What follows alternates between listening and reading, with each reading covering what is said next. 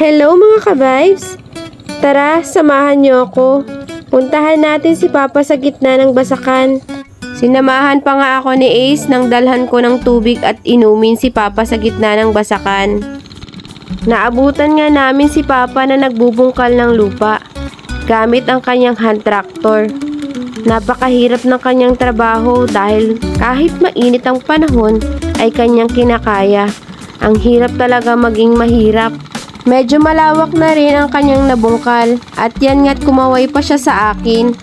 Kala mo'y naglalaro lang siya sa kanyang hand tractor, pero alam kong pagod siya at hirap din siya sa kanyang ginagawa dahil dyan niya kami pinalaking magkakapatid.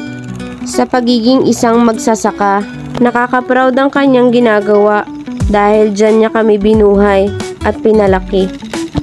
Hayaan mo Papa, makakabawi rin kami.